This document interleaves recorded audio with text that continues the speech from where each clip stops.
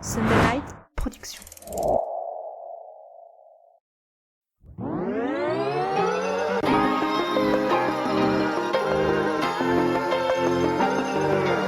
Bienvenue sur le podcast Dans la tête d'un cycliste, l'émission dédiée à tous les passionnés de vélo sous toutes ses formes. Chaque semaine, Arnaud Manzanini part à la rencontre de celles et ceux qui font le cyclisme pour nous inspirer et nous aider à nous améliorer.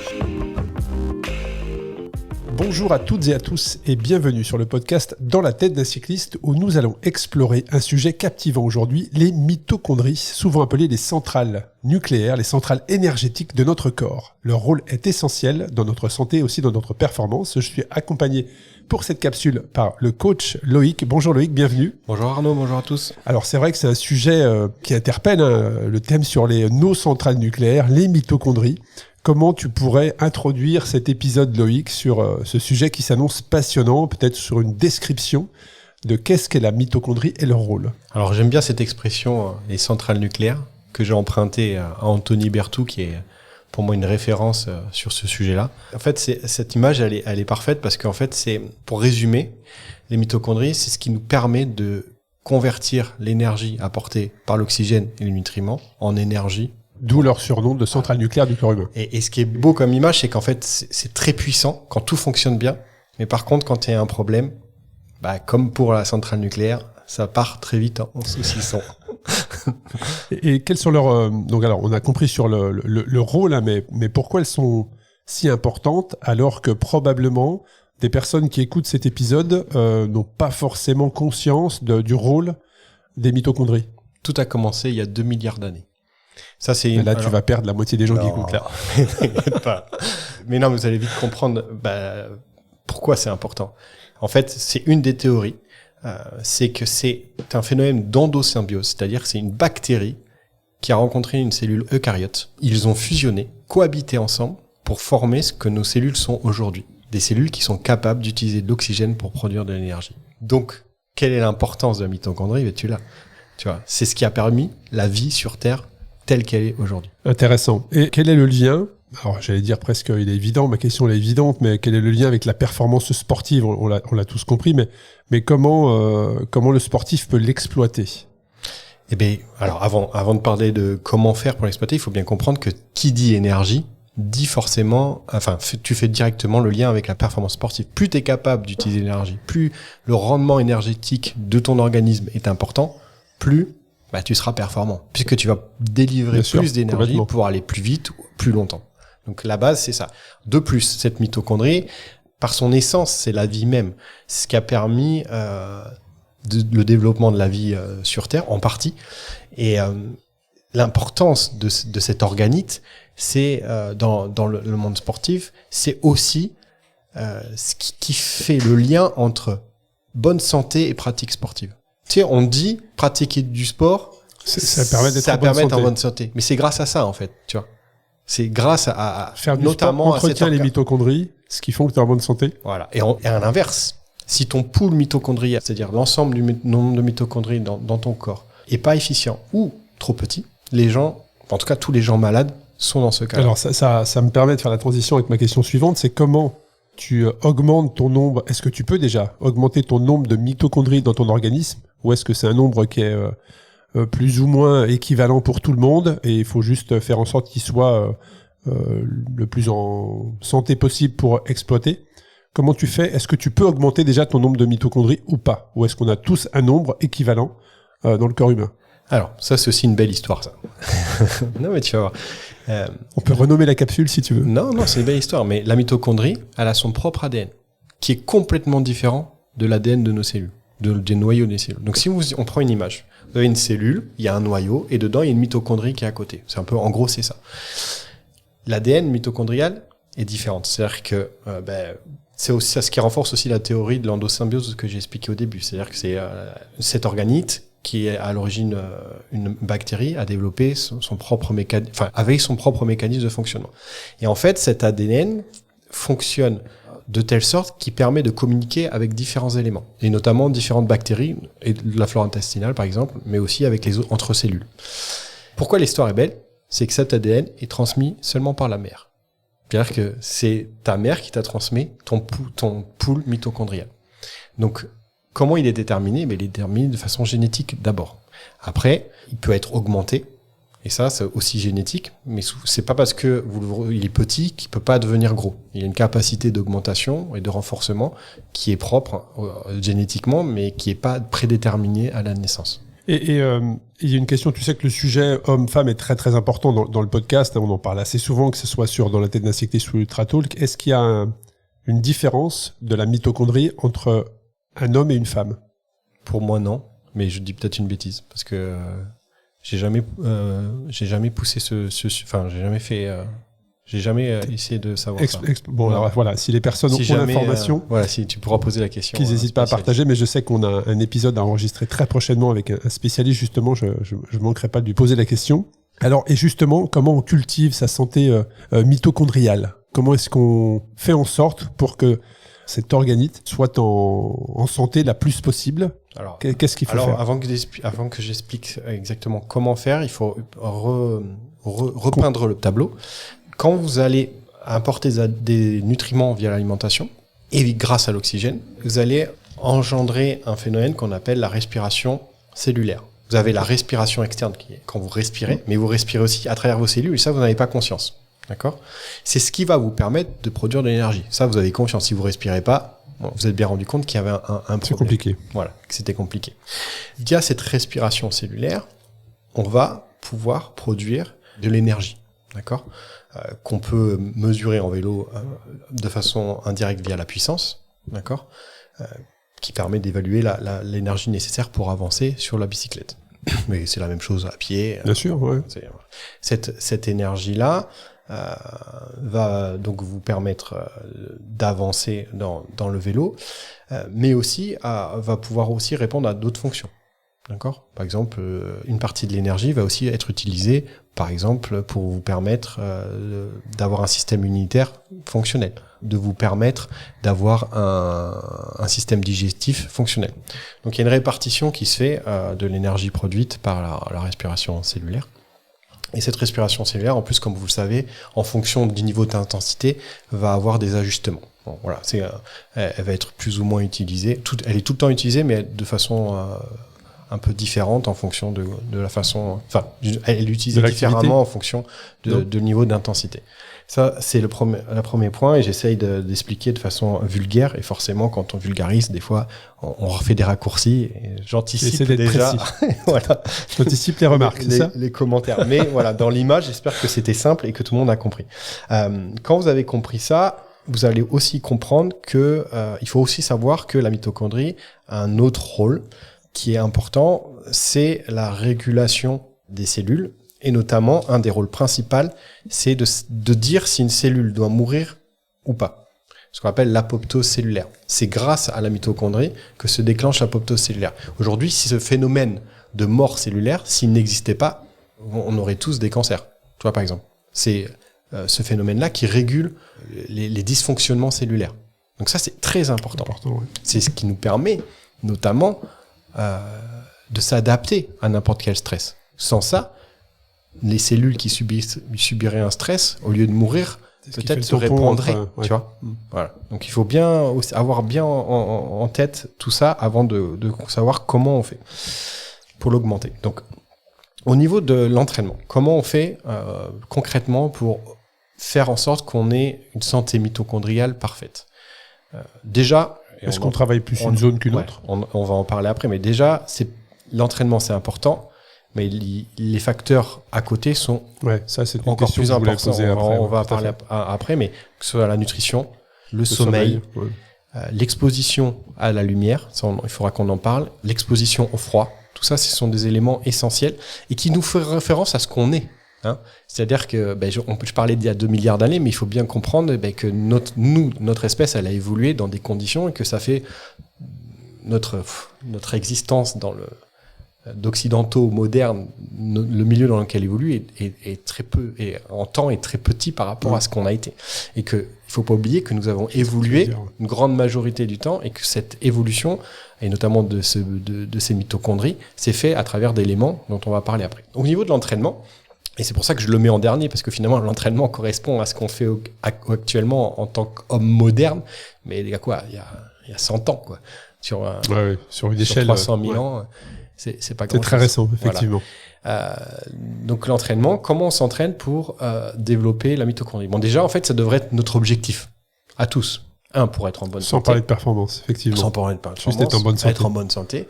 Et pour être performant, pour être capable de produire de l'énergie de plus en plus longtemps et de plus en plus en grande quantité. Voilà. Ça devrait être l'objectif principal de tout le monde. La première méthode, et en fait, c'est pour ça qu'on sait, aujourd'hui, on peut donner une des raisons pour laquelle le travail à basse intensité C'est la base de l'entraînement, c'est parce que ça améliore la santé de la mitochondrie. Voilà, ça il faut le savoir. Plus vous faites de la basse intensité, et notamment cette fameuse zone 2, dont on a fait un épisode, plus vous vous entraînez dans cette zone-là, plus vos mitochondries, plus elles seront nombreuses et efficaces. Et donc à l'opposé, c'est ce qu'on a dit dans l'épisode précédent, plus on va aller vers des entraînements qui ne sont que orientés vers l'intensité, plus quelque part tu vas dégrader tes mitochondries. En tout cas, plus on se rapproche du niveau de VO2 max, plus ça sera compliqué. Ça les stresse en fait, c'est ça, tu rentres dans le stress. Par contre, le niveau de stress est important. Deuxième façon de faire, parce qu'on va améliorer, bon là c'est un peu plus technique, mais on va améliorer la quantité de transport des lactates vers les mitochondries. Plus on va travailler autour du seuil lactique, plus on va aussi améliorer cette notion de santé mitochondriale. Donc après, ça va être un compromis entre les deux, en fonction de moments, qui vont permettre, c'est ce que je dis toujours, c'est le fameux 80-20 ou 90-10, en fonction des objectifs, même on peut faire 70-30, mais toujours avoir une très grosse base foncière avec ce travail un peu d'intensité pour augmenter cette notion de santé mitochondriale. Améliorer nos centrales nucléaires en leur amenant plus d'efficacité et en même temps en augmentant leur nombre.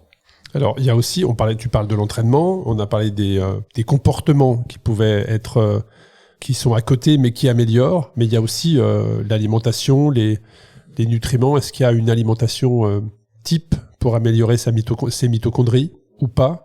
Est-ce que au niveau nutriments, alimentation, qu'est-ce qui favoriserait l'amélioration de la santé de ces mitochondries? Donc, il y a un exemple très simple. La mitochondrie participe, par exemple, à la régulation de l'insuline. D'accord ? Je ne vais pas rentrer dans les détails de la façon dont ça se fait, mais ça y participe. L'insuline, qu'est-ce que c'est ? C'est une hormone qu'on sécrète pour réguler le sucre. Pour réguler la consommation d'énergie en fonction de ton activité. Aujourd'hui, une alimentation, si on parle de chronobiologie, désadaptée, c'est-à-dire si vous respectez pas le cycle, par exemple de sécrétion de l'insuline et vous prenez trop de sucre à un moment, et c'est le fameux petit déjeuner, par exemple pain confiture, céréales soufflées, voilà, c'est ça, qui va avoir des conséquences via ce pic d'insuline néfaste sur la santé, parce que on va tu vas activer la pompe à insuline tout de suite, c'est ça? En tout cas, dans l'image, il faut savoir que la mitochondrie va moins bien fonctionner. Voilà. En gros, c'est ça. Ça, c'est important de comprendre un peu le lien entre tout ça. Donc, la mitochondrie, par exemple, dans cet exemple-là, montre qu'elle va participer à la bonne santé en régulant correctement l'insuline. C'est la même façon, la sédentarité, c'est catastrophique par rapport à cette histoire-là, notamment. Et en fait, on s'est rendu compte que dans les maladies dites modernes, comme par exemple le diabète de type 2, le pilier mitochondrial était déficitaire. Tu vois, et on a fait le lien comme ça, en fait. Par exemple, dans la maladie d'Alzheimer, on s'aperçoit de ça. Dans toutes ces pathologies qui sont dites modernes, parce qu'en fait, elles sont à l'origine de notre comportement qui est en inadéquation avec notre environnement. Alors, tu vas peut-être en parler plus tard, mais comment on le mesure alors? C'est-à-dire que tu parles de piliers qui s'effondrent, de piliers qui sont déficients. Comment est-ce que l'on peut mesurer? Est-ce qu'une simple analyse de sang peut savoir quel est ton état, quel est l'état de tes mitochondries? Voilà, comment tu le mesures? C'est juste juste une prise de sang ou un état de santé général? Ou est-ce que tu peux avoir des tests plus précis? Alors, déjà, tu as des questionnaires qui te permettent de... En fonction de tes comportements, de tes habitudes. Là, on est dans vraiment de la micronutrition. Il y a des gens qui sont spécialisés là-dedans et avec qui je travaille régulièrement. Tu vas avoir aussi des données au niveau sanguin, des repères sanguins. Parce que là, j'allais vers la question en disant, mais tu tu peux le mesurer que par un questionnaire de comportement. Non, mais tu verras pas directement ce qui se passe dans la mitochondrie. Tu vas le faire de façon indirecte. Okay. D'accord. Et après, mais moi personnellement, par contre, je vais le voir au niveau performance. Et là, c'est là où ça devient intéressant. Je vais prendre des cas que je rencontre régulièrement, des sportifs qui progressent plus depuis longtemps, voire qui régressent, et qui font de la compétition à plus ou moins haut niveau. Et en fait, tu te rends compte qu'ils ont un déficit du premier seuil très important. Et ça, c'est une façon indirecte de se rendre compte que à la base, le pilier mitochondrial. Et là, tu leur fais remplir un questionnaire et tu t'as plein et tu remplis le pulse et là, tu t'aperçois. Et là, au lieu de faire beaucoup d'intensité, tu repars sur un gros cycle de basse intensité avec des éléments dont on va parler après, enfin des petites techniques, que ce soit sur l'alimentation ou sur autres, pour améliorer ce pilier mitochondrial, et tu peux te retrouver. Souvent, on rajoute aussi des supplémentations vitaminées ou de micronutriments pour compléter et aider l'organisme à améliorer. Souvent, pourquoi on fait ça? Parce que tu as des années, voire peut-être des mois, voire des années de déficience qui font que tu as besoin d'améliorer ça. Mais est-ce que tu préconises un régime alimentaire plus qu'un autre ou juste une alimentation équilibrée? Ça, c'est toujours pareil. En tout cas, il y a un régime alimentaire de base, oui, qui est nécessaire. C'est une alimentation saine qui respecte ce qu'on appelle le cycle circadien. C'est-à-dire, nous sommes des animaux qui vont le jour, et donc notre organisme est adapté à ça. Et le cycle circadien, c'est le cycle du sommeil, de l'activité. Tout ce qui va engendrer la sécrétion hormonale en fonction du moment de la journée. Et donc, la première chose qu'il faut faire, c'est adapter notre alimentation à ce qu'on est et dans l'environnement auquel on vit. Par exemple, je vais donner un contre-exemple dont j'ai parlé, le pain, beurre, confiture, c'est quelque chose qui est désadapté à notre biologie. Et là, c'est pas individuel, c'est chez tout le monde comme ça. Parce que, en fait, à ce moment-là, c'est pas ce qu'on doit manger. Voilà. Soit on mange pas, soit on mange des choses qui n'augmentent pas le pic d'insuline. De la même façon, tout ce qui va être transformé va avoir un impact. Et là, le transformé chez les cyclistes, je te regarde parce que c'est quelque chose... moi, j'ai pris conscience que très tardivement, mais toi peut-être aussi, les pâtes sont des choses sont un aliment transformé. Donc nous, cyclistes qui en avons mangé des quantités astronomiques... dans son ensemble, tu vois, même dans l'apport de nutriments. Donc, avoir une alimentation la moins transformée possible, la plus adaptée à son environnement, c'est-à-dire la plus locale. Parce que nous sommes des animaux qui s'adaptent à notre environnement, il faut jamais l'oublier, via notamment ces mitochondries. Donc, plus c'est local, plus on aura une capacité à s'adapter. Ça, c'est un fait scientifique. Plus on sait local, plus notre adaptation sera meilleure, plus les nutriments seront mieux assimilés. Pas de transformer local, en respectant le cycle circadien, déjà on est pas mal.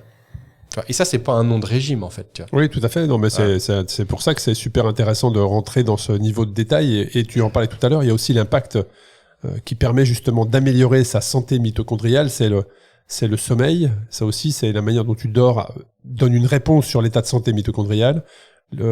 Comment tu réagis au stress, ta charge mentale, toutes ces choses-là également. Alors, le sommeil, tu peux faire le lien direct avec l'alimentation. Parce que, par exemple, si tu respectes pas tes cycles circadiens, c'est-à-dire que tu manges quand il fait nuit, notre corps n'est pas adapté à ça. Enfin, il s'adapte, mais il n'est pas à l'origine adapté à ça. C'est pas parce qu'on le fait depuis peut-être peu de temps qu'on s'y adapte. Par exemple, ton sommeil sera dégradé. Pourquoi ? Parce que tu vas manger tard, tu auras une digestion qui sera trop proche du moment où tu vas t'endormir, et forcément, il va y avoir une perturbation hormonale au moment où tu vas t'endormir. Voilà, déjà, premier point. Deuxième point, là, ce que tu vas manger. Tu vois, tout ce qui est la chrononutrition, en fonction de ce que tu vas manger, les sécrétions hormonales ne sont pas forcément au bon moment. Tu vas avoir, par exemple, si tu manges trop de protéines le soir, tu vas avoir un problème au niveau de la mélatonine qui te permet de t'endormir. Tu vois ? Donc c'est toujours le lien. Et tout ça, ça a des effets, évidemment, sur la mitochondrie, parce que c'est elle qui produit l'énergie à ce moment-là. Tu vois ? Mais dans ce que tu décris, moi j'ai la sensation que c'est pas le lien avec le sommeil, en fait. C'est-à-dire que est-ce qu'il faut dormir pour, en tout cas plus dormir pour améliorer ta santé mitochondriale, ou est-ce que ta mauvaise santé mitochondriale vient du sommeil? Enfin, je sais pas comment l'expliquer, mais est-ce qu'il faut... les deux en même temps, en fait, Ouais. tu crois? Tu vois, c'est systémique, en fait. C'est pas l'un pour... C'est les deux, et c'est à un moment donné... C'est un équilibre. Voilà, c'est un équilibre. C'est souvent les gens qui ont des mauvais sommeils, c'est aussi les gens qui font pas les choses correctement avant pour avoir un bon sommeil. Mais d'un côté, c'est pas forcément que tu fais bien les choses que tu vas avoir un bon sommeil, parce qu'il y a d'autres choses. En tout cas, une chose est sûre, qu'il faut dormir une quantité minimale, ça c'est sûr, et ça a un impact direct sur la mitochondrie. Mais il n'y a pas que ça. Il y a cette fameuse exposition à la lumière rouge. Oui, tu en parlais tout à l'heure. Voilà. Ouais. Ça, par exemple, ça, on sait que ça renforce le pool mitochondrial.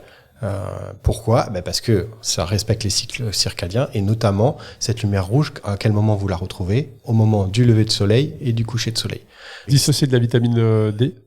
C'est tout est associé. La vitamine D, c'est une hormone mitochondriale. Tu vois. Alors, il y en a qui vont me sauter dessus, mais on peut appeler ça c'est l'hormone du soleil, c'est lié à la vitamine D et mitochondrie, Donc il faut aller pour optimiser, il faut aller faire du sport au lever du soleil, au coucher de soleil.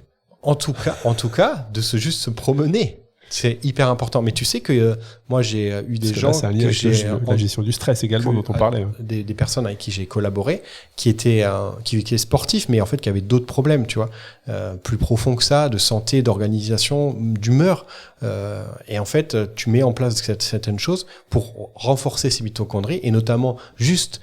ces gens-là, ils dorment pas, donc ils ont qu'à aller marcher au lever du soleil. Mais c'est des choses des détails qui changent, tu vois. Alors, il y en a qui vont te dire oui, mais c'est pas assez de quantité.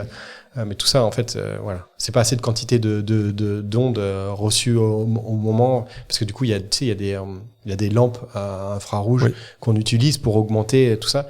Voilà, peu importe. Moi, ce que je sais, c'est qu'on est des êtres vivants qui s'adaptent à notre environnement, et qu'à ce moment-là, c'est le meilleur moment de le faire, tu vois. Ouais, justement. Après, le stress a l'importance, mais juste cette balade va faire baisser le niveau de stress très probablement. Exactement. Puis bon, voilà, de toute façon, tout le monde qui le fait à ce moment-là se sent la différence. J'ai pas besoin de l'expliquer.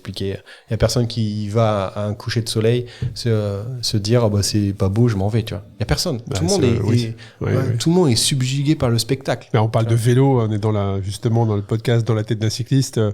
Je pense que toutes les personnes qui nous écoutent et qui ont roulé par un lever ou un coucher de soleil s'en souviennent. C'est des moments qui marquent, qui sont plutôt agréables, dans lesquels même parfois ça génère un état de flow. Donc oui, très clairement, t'as pas du tout de niveau de stress important quand tu es sur un lever ou un coucher de soleil, très clairement. Ouais. Et puis il y a aussi un point important que tu voulais évoquer dans le cadre de la préparation de cet épisode, c'est l'impact de la respiration. Alors voilà, ça c'est qui dit respiration cellulaire dit forcément respiration. Aujourd'hui, un des moyens les plus efficaces d'augmenter sa santé mitochondriale, c'est de s'entraîner à des techniques de respiration pour justement c'est simple. Oxygéner, apporter plus d'oxygène. En tout cas, permettre à nos cellules de mieux l'utiliser. Ouais. Et ça, il faut vraiment... vous avez peut-être déjà entendu parler de la méthode Wim Hof. Wim Hof qui je sais pas, tu connais? J'ai entendu parler. C'est un monsieur très barbu qui fait des exploits... mais c'est pas celui qui se plonge dans l'eau glacée. C'est ça. Voilà. Mais lui, il a développé une méthode de respiration pour permettre aux personnes de s'immerger totalement dans de l'eau glacée. Mais c'est pas pour ça qu'il a fait ça. Mais en tout cas, moi, c'est comme ça que je le connais, effectivement. C'est issu du yoga Tummo, une technique de respiration utilisée par les moines tibétains. Donc, il a simplifié un peu la méthode, mais l'objectif, c'est d'améliorer cette respiration. En fait, Loïc, c'est un podcast culturel que l'on fait. On voyage avec toi. Non, voilà. Et tu vois, c'est une des méthodes, il y en a plusieurs, permet justement de renforcer ça. Et donc, qu'est-ce que ça permet? De faire des choses assez folles, parce qu'en fait, la capacité d'adaptation de notre corps, elle augmente tout de suite. Et donc, lui, il fait mais tous les gens qui pratiquent cette méthode peuvent rester dans des bains glacés. Lui, il a traversé des déserts. Ils lui ont même injecté une bactérie qu'on appelle Escherichia coli. Et ça, quand on t'injecte ça, il y a des gens qui meurent, mais il y en a deux, en tout cas, t'es très malade. Et ils ont fait un essai scientifique, médical, autour de lui. Et lui, en fait, il a maîtrisé son système immunitaire par la respiration pour lutter contre la bactérie, et il a eu aucun signe en fait de maladie. Enfin, tout ça pour dire que la respiration, c'est la base pour maîtriser nos cellules via la mitochondrie. Qui respire vraiment pleinement, ne serait-ce qu'en écoutant cet épisode, est-ce que vous respirez à plein poumon ou juste à peut-être 10% de votre capacité pulmonaire? Très clairement, on ne prend que trop rarement le temps de prendre une pleine respiration. Il y en a certains qui sont équipés d'Apple Watch qui régulièrement leur rappellent d'ailleurs penser à respirer. Mais c'est vrai que la respiration, c'est une fois que tu l'as pratiqué que tu sens le bien-être immédiat, j'allais dire. Immédiat. Voilà, tu vois. Est-ce qu'on peut parler de ton expérience personnelle? Je préférerais pas. Non, tu veux. T'as pu expérimenter certaines techniques, notamment clairement. Pour s'endormir. Et ben voilà, il y a des techniques qui, ils en ont parlé dans la tête d'un coureur. Je dors très bien maintenant. Non, mais je suis passé au vert. Je suis équipé d'un bracelet Whoop, tu le sais. Et j'étais très souvent dans l'orange, voire dans le rouge, avec des gros problèmes de réveil nocturne, de stress, probablement lié au stress. Et depuis qu'effectivement Loïc m'accompagne sur ça, je suis dans le vert maintenant. Même si tu en as fait que de temps en temps, déjà tu as pris conscience, tu vois. Et on s'aperçoit que c'est un domaine déjà qui est pas assez exploré et qui a besoin et on s'aperçoit de l'impact que ça a, notamment sur les mitochondries et forcément indirectement sur la performance. Il y a un champ d'exploration immense à engager dans ce domaine-là. Parfait. Tout ça est très très intéressant. On arrive sur la fin de l'épisode, Loïc. Qu'est-ce qu'on peut est-ce que tu peux peut-être synthétiser, résumer justement sur le sujet de cet épisode, comment améliorer, comment contrôler nos centrales énergétiques, nos centrales nucléaires, qui sont les mitochondries? La première chose, c'est qui dit bonne santé dit mitochondries efficaces. Vous avez des tips très simples: s'entraîner basse intensité, s'initier à la respiration, manger sainement des produits non transformés et locaux, s'exposer à la lumière le plus souvent possible, notamment via cette vitamine D et aussi ces ondes rouges.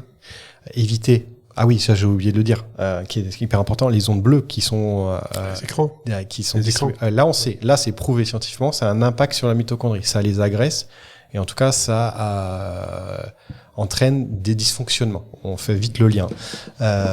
Et la dernière chose que je voulais dire, c'est ne pas avoir peur des stress. Un peu comme Wim Hof, en fait. Lui, il n'a pas peur de stresser son corps. Au contraire, il le fait pour qu'il devienne de plus en plus fort, mais dans un cadre contrôlé ou maîtrisé. Où il peut le faire. Voilà. Génial. Un grand merci, Loïc, pour cet épisode. N'hésitez pas à le partager un maximum autour de vous, tellement il est inspirant. Et puis à très bientôt pour un nouvel épisode du podcast Dans la tête d'un cycliste. Merci beaucoup. Merci à vous.